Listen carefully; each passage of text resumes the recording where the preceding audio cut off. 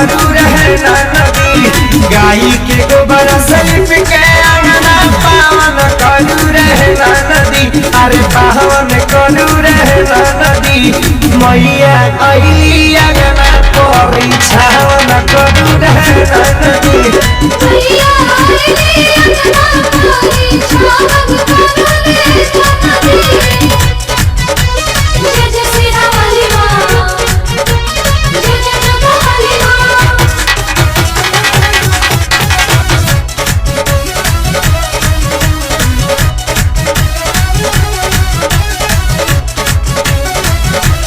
जय माँ।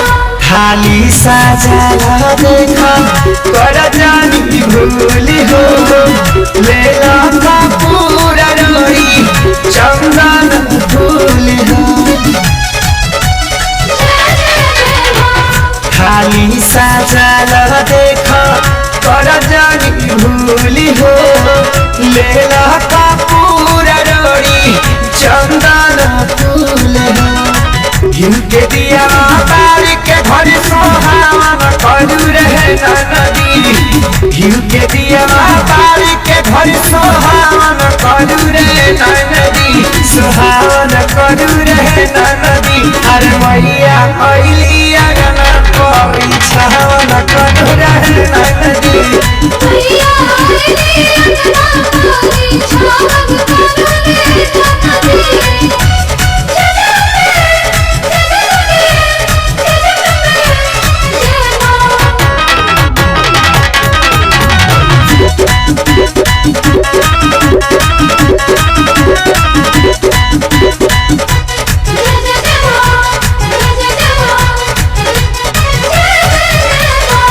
अमाजी के लेके बानी संगमा में खड़ा हो।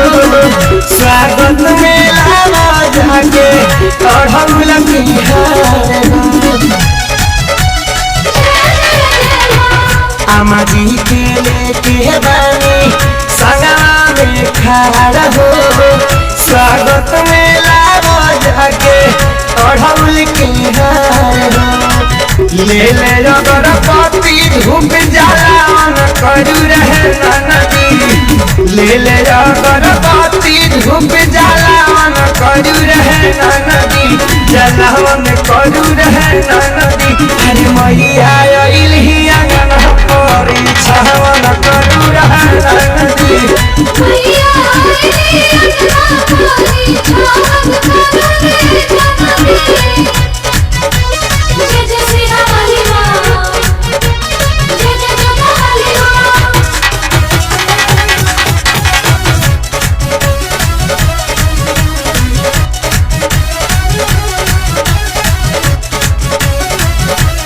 जय माँ। ललकी चुनरिया माई की पसंद बा।